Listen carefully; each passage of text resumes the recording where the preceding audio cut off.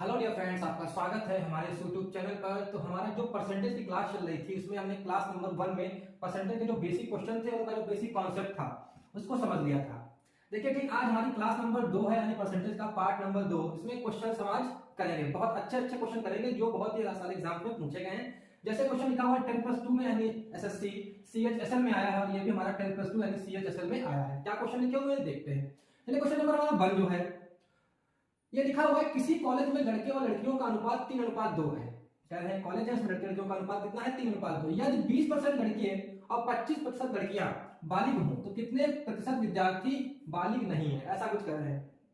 कह रहे हैं कॉलेज है जिसमें लड़के लड़कियों का अनुपात जो है 3:2 है। 3:2 का मतलब क्या हुआ कि अगर कॉलेज में 5 लड़के हैं टोटल, उसमें से 3 जो है वो लड़के हैं और 2 जो है वो लड़कियां हैं। इसमें से कहते हैं 20-25% ठीक है बालिग है, यानी कुछ ऐसे हैं जो बालिग है, कुछ ऐसे हैं जो बालिग नहीं है, यानी 18% साल से कम है, कुछ 18 साल से ज्यादा है। तो ये पूछ रहे हैं कितने विद्यार्थी जो हैं बालिग नहीं है, नहीं है पूछ रहे हैं, और साथ में बालिग नहीं है, यानी लड़के लड़कियां दोनों मिला के पूछ रहे हैं। देखिए आपको क्या करना है, आप एक्स मान के करेंगे, आपको बहुत टाइम लगेगा, आप बिल्कुल तरीके से समझिए। सुनिए, ये हमारा लिखा हुआ है ठीक है, टोटल हमारा लड़कियों का अनुपात है, ये हमारे हैं बॉयज और ये हमारे हैं गर्ल्स। ठीक है, इन्होंने पूछा है बालिग नहीं है। अगर हम बालिग बात करें, बालिग की बात करें तो देखिए बालिग में जो हमारे ठीक है बॉयज है और जो हमारे गर्ल्स है। बॉयज में जो है 20% लड़के बालिग है, यानी अगर हम कहें 20% जो है वो बालिग है। यहां पर आप देखें कितने परसेंट बालिग लड़कियां हैं? 25%। अगर हम बालिग नहीं की बात करें, देखिए टोटल कितनी हो जाएंगी? 100। अगर हम बालिग नहीं की बात करें तो जब इसको हम 100 से घटाएंगे ठीक है, क्या हो जाएगा? यहाँ पे देखिए बालिग नहीं जो होंगे वो क्या आ जाएंगे? 20% तो बालिग है, तो हमारा 80% जो है लड़कों का वो कैसा होगा? बालिग नहीं होगा।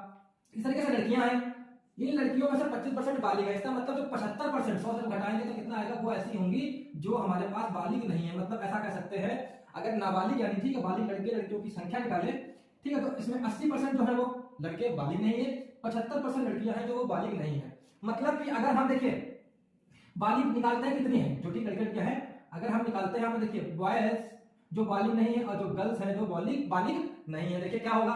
3 का 80% और ये कितना होगा? 2 लड़कियां हैं, मान लीजिए 2 का होगा 75%, क्योंकि 25% लड़कियां बालिग नहीं है तो हम इनको निकालते हैं। ठीक है, तो ये देखिए हम इसको कैंसिल आउट करेंगे। यहाँ पर परसेंटेज को जब हम हटाएंगे तो हमारा नीचे आ जाएगा 100, यहाँ पर भी जो परसेंटेज हटाएंगे नीचे आ जाएगा हमारा 100। जब इसको कैंसिल आउट करेंगे 3/4 आ जाएगा, 2 से ये कैंसिल आउट हो जाएगा। इसको जब कैंसिल आउट करेंगे तो आ जाएगा 4, या जाएगा 5, 20 से कैंसिल किया। ठीक है, देखिए इसको गुणा करेंगे 5 4 आ जाएगा 12/5। ये ऐसे लड़के हैं जो बालिग नहीं है। साथ में कहना है ये देखिए आ जाएगा 2 से कैंसिल करके 2 जाएगा 3/2। ये ऐसे लड़के हैं जो बालिग विद्यार्थी हैं जो बालिग नहीं है।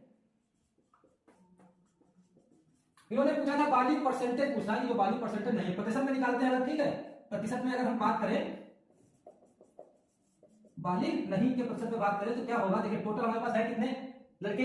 12/5 और प्लस लड़कियां कितनी है? 3/2। ये हमारा ठीक है टोटल योग हो जाएगा। परसेंटेज में निकालना है, गुणा 100 हो जाएगा। टोटल हमारे पास थे कितने लड़के लड़कियां? 3:2, यानी 3:2 को जोड़ते हैं कितना हो जाएगा हमारा? 5। जब इसको हल करेंगे, देखिए इसका लासा लेके करेंगे जब, देखिए 2 और 12 की गुणा हो जाएगी 24, 5 3 15, 24 और 15 जोड़ के हो जाएगा कितना? हो जाएगा 39। और नीचे जो लासा आ जाएगा 5 दूनी 10, ये इसके नीचे आ जाएगा, यहाँ जाएगा 10, यहाँ आ जाएगा 10 और यहाँ पे देखिए क्या हो जाएगा?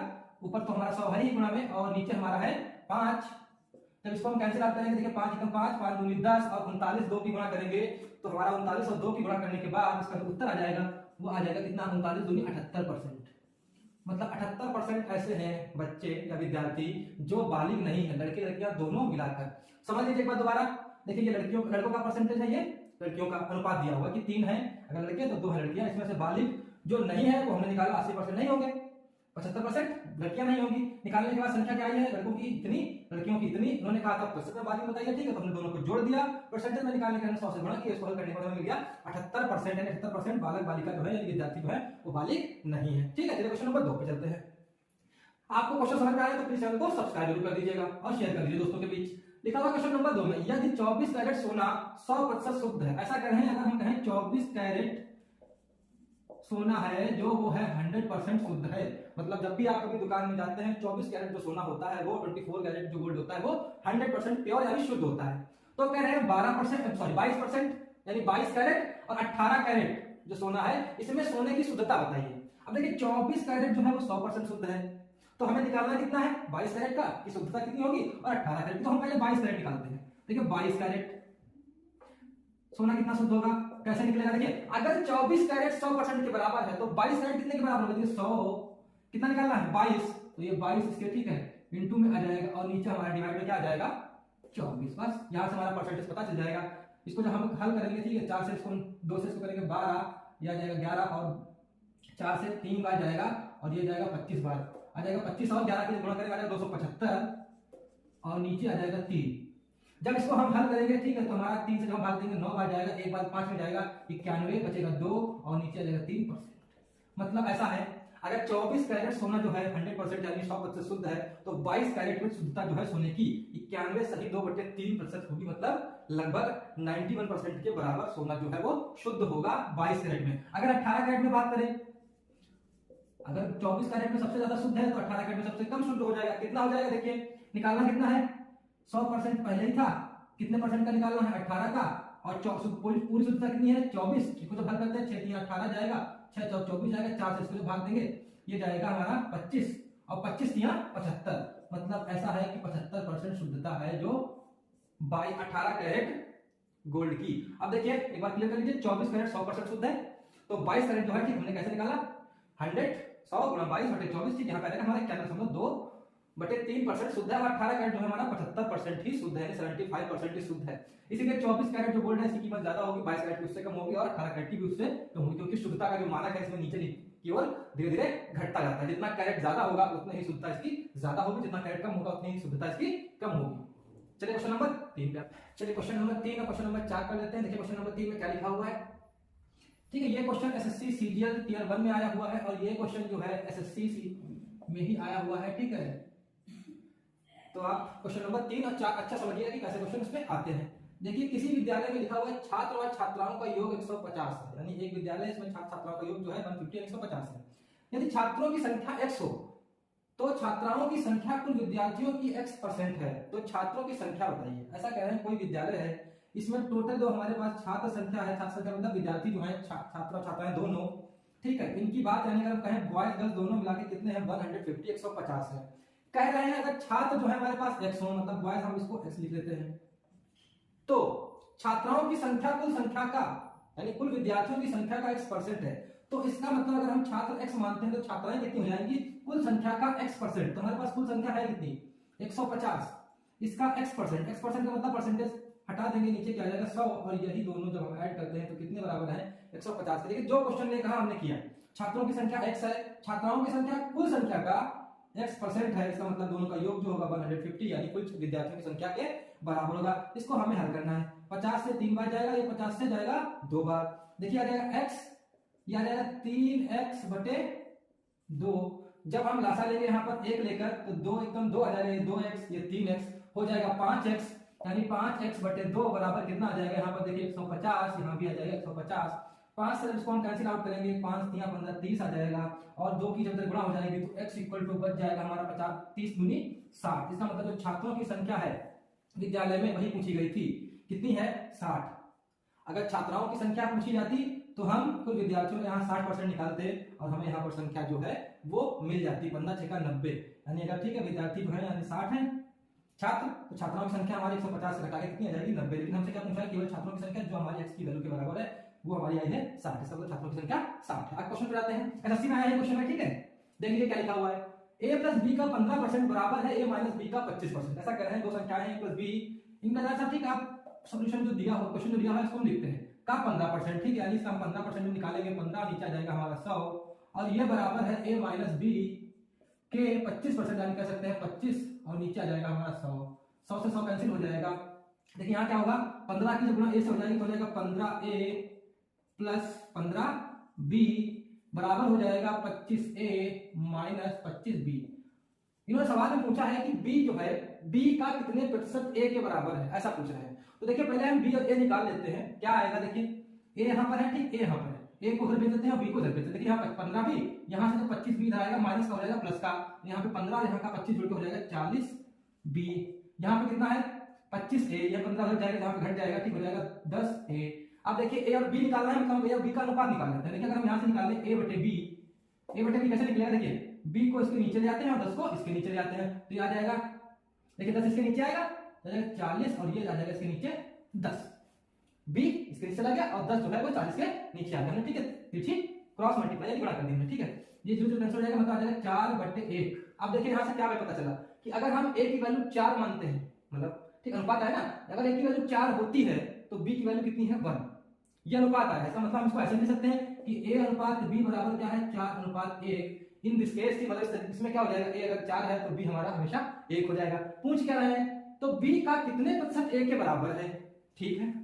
देखते हैं, अगर हम कहें ठीक इनके हिसाब से कितने प्रतिशत बराबर है, तो b का कितने प्रतिशत, b हमारा है कितना 1 और कितने परसेंट a के बराबर है, ठीक है। तो हमारा देखिए a कितना है 4 और पूछ रहे हैं कितने परसेंट b के बराबर है, इस परसेंटेज में पूछ रहे हैं, अपॉन आ जाएगा b की वैल्यू है हमारे पास a, ठीक है। तो क्वेश्चन 1 से कुछ फर्क नहीं पड़ेगा, कितना आ जाएगा हमारा 400।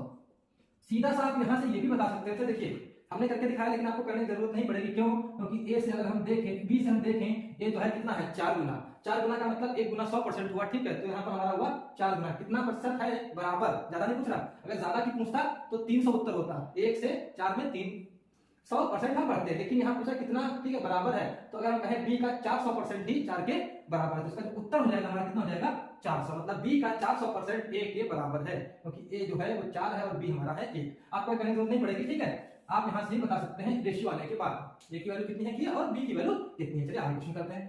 क्वेश्चन नंबर 5 और 6 देख लीजिए क्या लिखा हुआ है। क्वेश्चन नंबर 5 में देखिए जनसंख्या से जुड़ा हुआ, ठीक, ये भी एसएससी का क्वेश्चन है, ठीक, और ये भी एसएससी से ही आया हुआ क्वेश्चन है, ठीक है। दोनों एसएससी में आया हुआ क्वेश्चन है। देख लीजिए क्या क्वेश्चन है। देखिए क्वेश्चन नंबर 5 में किसी नगर की जनसंख्या में प्रतिवर्ष 25% की दर से बढ़ोतरी हुई, ठीक है, बढ़ोतरी हुई है, यदि 3 वर्ष उपरांत जनसंख्या 10,000 हो तो आरंभ जनसंख्या क्या थी, ऐसा कुछ कह रहे हैं। देखिए क्वेश्चन को आपको सोचना है, क्या करना है। ऐसा कह रहे हैं कोई नगर था, वहां जनसंख्या कुछ हुआ करती थी, लेकिन पता नहीं है, लेकिन जनसंख्या जो है हर साल 25% वृद्धि होती है, उसमें बढ़ती है। तो कह रहे 3 साल के बाद अगर 10,000 हो जाती है तो 3 वर्ष पहले जनसंख्या क्या थी, ये पूछ रहे हैं। अब देखिए अगर किसी चीज में 25% की वृद्धि हो रही है तो हर साल 25% वृद्धि होगी, फिर जो आएगा उसके बाद उसकी 25% वृद्धि होगी, तो उसके बाद जो जनसंख्या आएगी उसकी 25% वृद्धि होगी और फाइनली 10,000 जनसंख्या के बराबर हो जाएगी। तो देखिए हम जनसंख्या मानते हैं केवल x या a, आप जो भी मान लीजिए, ठीक है। मान लीजिए हम यहाँ पर जनसंख्या को a मानते हैं। अगर हम कहें 1 साल के बाद जनसंख्या कितनी हो जाएगी, देखिए 25% वृद्धि होने के बाद कितनी हो जाएगी। अगर हम जनसंख्या कहें पूरी कितनी थी 100%, 100%, कोई भी चीज होती है अपने में कितनी होती है 100% है 100%, अगर 25% वृद्धि होती है तो जनसंख्या कितनी हो जाएगी, कह सकते हैं 100 प्लस 25, ये हो जाएगी हमारे पहले साल के लिए परसेंट। ऐसा ही कहें दूसरे साल के लिए तो ये भी क्या होगी 25% और वृद्धि होगी, इसमें ब्रैकेट हमने ऐसा लिख दिया, इसको हम जोड़ के लिख देते हैं, क्या आ जाएगा 100 प्लस 25 125, और ऐसे ही 25% अगले साल वृद्धि होगी 125%, और तब जाकर ये 3 वर्ष बाद जनसंख्या जो है हमारी कितनी हो जाती है 10,000, ठीक है। तो देखिए क्या है, ए जनसंख्या थी 3 वर्ष पहले आरंभ में, ये देखिए 125% है तो 125 है, नीचे हम परसेंटेज हटाते हैं नीचे आ जाएगा 100, ये हमारा 125 है, परसेंटेज हटाएंगे नीचे आ जाएगा हमारा 100, इस तरीके से ये हमारा 125% है, नीचे आ जाएगा 100% हटाने पे 1/100 होता है। इसको कैंसिल आउट करेंगे, इसको कैंसिल आउट करेंगे, यहाँ देखिए 5 आ जाएगा, यहाँ आ जाएगा 4, 25 चक्कू 100, 25 पंचे 125, यहाँ भी 5 और 4, यहाँ आ जाएगा 5 और 4, और ये बराबर करके हमारा कितने के बराबर है 10,000 के बराबर, ठीक है। अब हमें एक की वैल्यू निकालनी है, देखिए क्या होगा, ये बराबर 10,000 जो है वहां लिखा हुआ है 4, हमारे यहां से जाएगा 4 चक्कू 16 चक्कू 64, ठीक है, और यहां से जाएगा 5 और 5 के 25, 25 पंचे 125, ऐसा कुछ यहां पर जाएगा। अब इसको हमें कैंसिल आउट करना, देखिए 25 से हम इसको भाग देंगे 25 चक्कू 100 और ये 2 जीरो आ जाएंगे, 25 पंचे 125, 5 से जब इसको भाग देंगे 5 8 40, कितना आ जाएगा 80, यानी जो हमारी a की वैल्यू आएगी वो क्या जाएगी 8, और 8 की गुणा हमने, ठीक है 64 की थी, यहाँ पे जीरो बचा हुआ, जीरो लगा है, 8 चक्कू 32 प्लस 2 आ जाएगा, ठीक, बचेगा 3, 8 6 48, 3 आ जाएगा 51, कितना हो जाएगी हमारी जनसंख्या आ जाएगी 5120, यानी पहले जो संख्या थी हमने 80 से गुणा करने के बाद, तो आरंभ में हमारी जो नगर की जनसंख्या थी वो कितनी थी 5120 लोग थे वहां पर, ठीक है। चलिए क्वेश्चन नंबर 2 पर चलते हैं। आपको हमेशा ऐसा ही लगाना है, अगर वृद्धि हो रही है तो जोड़कर लगाना है 100% में, अगर कमी हो रही है, मान लीजिए इन केस में दिया हुआ था कि हमारे पास जनसंख्या जो है उसमें कमी हो रही है 10%, 20%, 25%, तो यहाँ पर हमारा माइनस हो जाएगा, और ये चीज 125 की बजाय 75, 80, 90 कुछ भी हो सकती है, जैसा भी यहाँ पर ठीक परसेंटेज में घटाना आएगा। सोल्यूशन आपका इस तरीके से किया जाएगा। कभी ऐसा हो जाएगा कि जनसंख्या जो है आरंभ की बजाय अंत की पूछेंगे, तो आरंभ की जनसंख्या दी होगी तो आप इसको यहाँ पर वैल्यू रख लेंगे और उत्तर आपका यहाँ का मिल जाएगा कि अब जनसंख्या कितनी हो जाएगी। तो तीनों पूछ सकते हैं, घटा भी सकते हैं, बढ़ा भी सकते हैं, आरंभ की जनसंख्या पूछ सकते हैं और अंतिम की यानी वर्तमान की संख्या भी पूछी जा सकती है। तो इसमें आपको तरीका यही करना है, बस चीजें आपको मैनिपुलेट कर लेनी कि कहां पर क्या चीजें इसमें चेंज होंगी। ठीक है, क्वेश्चन नंबर 6 देख लीजिए क्या है। दो संख्याओं का अंतर उन दो संख्याओं में से बड़ी संख्या के 20% के बराबर है। कहते दो संख्याओं का अंतर जो है वो जो है बड़ी संख्या के 20% के बराबर है। तो बड़ी संख्या क्या होगी यदि छोटी संख्या 20 है। सिस्टमैटिक आया हुआ क्वेश्चन है, देखिए क्या लिखा हुआ है, दो संख्याएं हैं, ठीक है, हमको नहीं पता है, लेकिन इसमें से एक संख्या दी है उन्होंने कि छोटी वाली जो है वो 20 है, बड़ी वाली हमको नहीं पता है। कहते दोनों संख्याओं में से बड़ी संख्या के जो अंतर है दो संख्याओं का, कहते दोनों संख्याओं का अंतर हमें पता नहीं। अगर हम बड़ी संख्या मान लीजिए x मान लेते हैं, अगर हम बड़ी संख्या मान लीजिए हमने x मानी है तो छोटी संख्या थी हमारे पास दी हुई है कितनी 20। अब सवाल को फ्रेम कर लीजिए क्या है, दो संख्याओं का अंतर। अब देखिए अंतर कैसे निकलेगा, बड़ी से छोटी, बड़ी संख्या हमारी कितनी है x, छोटी कितनी है हमारी 20, ठीक है, इतना हमारा फ्रेम हो गया। आगे कह रहे हैं उन दोनों संख्याओं में से बड़ी संख्या के 20% के बराबर है। कह रहे हैं जो अंतर है वो बड़ी संख्या मींस x के 20% के बराबर है। ये इसके 20% के बराबर मतलब कह सकते हैं 20/100, इसको जरा कैंसिल आउट करते हैं, ये जाएगा 1 बार 20/100, ठीक है, 5 से इसकी गुणा हो जाएगा, 5x माइनस 100, यहाँ बचा हमारा केवल x को उधर भेज देते हैं, 100 को उधर भेज देते हैं, हमारा आ जाएगा ये 5x से x घट जाएगा कैंसिल आउट होने के बाद, यानी ठीक है, माइनस होने के बाद बचेगा 5x से x माइनस होने के बाद 4x और ये 100 घट जाकर हो जाएगा प्लस का 4 से इसको भाग देंगे, x इक्वल टू आ जाएगा हमारा कितना 25 चक्कू 100। इसका मतलब जो बड़ी संख्या है वो हमारी कितनी है 25 और छोटी संख्या जो है वो हमारे पास ऑलरेडी दी हुई थी। ठीक है, तो क्वेश्चन नंबर 6 था। आगे चलते हैं नेक्स्ट क्वेश्चन। चलिए क्वेश्चन नंबर 7 और 8 देख लेते हैं। क्वेश्चन नंबर ठीक है 6 के बाद हमारा आगे किसी परीक्षा में लिखा हुआ क्वेश्चन था, किसी परीक्षा में 52% विद्यार्थी हिंदी में 42% अंग्रेजी में फेल हुए। ऐसा कह रहे हैं कोई परीक्षा है इसमें, ठीक है, दो सब्जेक्ट जो दिए हैं, ठीक है, हिंदी और इंग्लिश। हिंदी में 52% यानी ठीक है 52% जो विद्यार्थी हैं फेल है, इंग्लिश में ठीक है 42% जो विद्यार्थी है वो फेल है। यदि 17% विद्यार्थी ऐसे हैं जो दोनों में फेल है तो कितने प्रतिशत विद्यार्थी जो है दोनों विषयों में पास है। ठीक है, यूपीएसआई में आया हुआ क्वेश्चन है। तो देखिए क्या किया है इन्होंने, हम देखिए अगर समझने की बात करें तो ऐसा है, अगर हम ये ठीक है ग्राफ बना के इसमें ठीक समझने की कोशिश करें, डायग्राम बना के, ठीक देखिए क्या है, ऐसा है दोनों में फेल विद्यार्थी कितने हैं। देखिए हमारा मान लीजिए हिंदी है, ये हमारा मान लीजिए इंग्लिश है, दोनों में विद्यार्थी फेल है 17%। कितने परसेंट है ये 17%। टोटल देखिए हिंदी में फेल थे 52, 17 तो कॉमन हो गए, कितने बचे हिंदी में, जो केवल हिंदी में है, केवल हिंदी की बात करें या केवल अंग्रेजी की बात करें, देखिए 17 दोनों में कॉमन है, लिख लिए।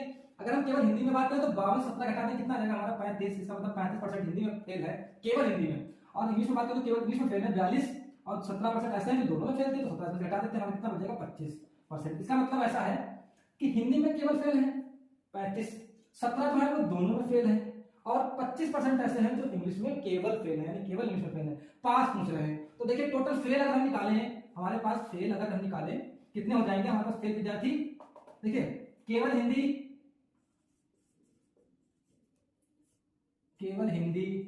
ठीक, ऐसे ही केवल इंग्लिश और फिर दोनों में। तो ठीक है, उसको लिखते नहीं है केवल ऐसे, ठीक है, समझ लेते हैं क्या लिखा हुआ फेल निकालते हैं। देखिए केवल हिंदी में हमारे पास है 35%, दोनों में 17%, ठीक, और साथ में 25% जो है वो केवल हिंदी में अंग्रेजी में फेल है। ठीक है, दोनों को जोड़ते हैं हमारा आ जाएगा 35, ठीक, और दिया जाएगा 30 60 और दिया जाएगा 77%। ऐसे छात्र हैं जो फेल है दोनों में या दोनों को मिलाकर या एक सब्जेक्ट में सब मिलाकर, पूरा फेल हमारे पास है कितना 77%।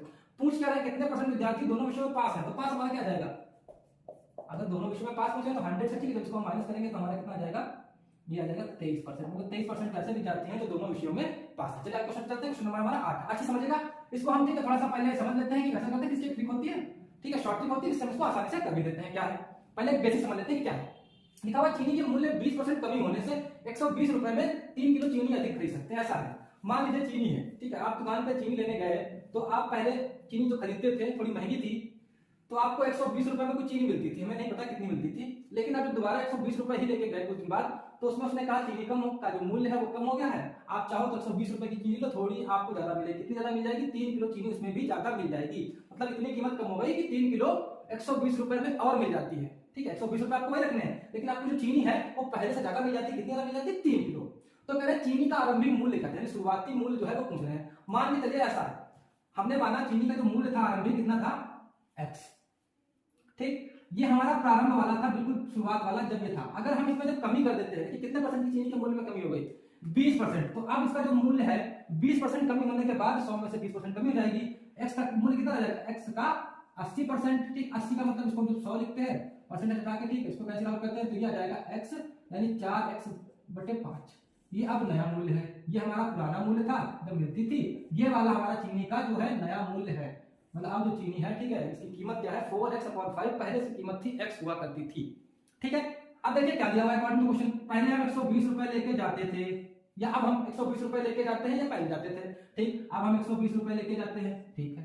देखिए तो चीनी का अंतर कितना हो गया 3 किलो। अब देखिए चीनी हमको अब ज्यादा मिलती है, अब चीनी कितनी ज्यादा मिलती है 3 किलो, क्यों मिलती है, क्योंकि अब कीमत जो है वो कम हो गई। अब कीमत कितनी हो गई है हमारे पास, ये देखिए हमारे पास पैसे हैं और कीमत कितनी हो गई 4x/5, और जो हम थी पहले कीमत थी हमारी थी x, जब दोनों का हम अंतर करेंगे तो ये कितने के बराबर आएगा 3 किलो। देखिए 120 रुपए चीनी की कीमत, 120 रुपए पुरानी चीनी की कीमत, बराबर करके अंतर जो है वो 3 किलो के बराबर आना चाहिए, ठीक है। यहाँ पर देखिए 5 यहाँ से हट जाएगा और 5 चला जाएगा यहाँ पर ऊपर। अब अगर हम देखिए इसको हल करते हैं, लासा लेते हैं, ठीक है, तो आ जाएगा हमारा 4x, और जब इसकी हम गुणा करेंगे तो आ जाएगा 12 पंचे 60, आ जाएगा 600 माइनस 4 किससे गुणा करेंगे, ठीक है, 12 चौक 48, 480, और नीचे हमारा x बराबर कितना है 3, इसकी गुणा कर देते हैं 3 इसके नीचे आएगा, तो देखिए ऊपर हटाएंगे 600 से 480 जाएगा, बचेगा 120, नीचे था 4, ये वाला 3 यहाँ पे आ जाएगा और x को हमने उधर दे दिया। x की वैल्यू निकालनी है, देखिए 4 3 12, और 12 से इसको काटेंगे कितना आ जाएगा, x इक्वल टू आ जाएगा हमारे पास 10, मतलब इसकी जो कीमत है आरंभिक कीमत कितनी थी x।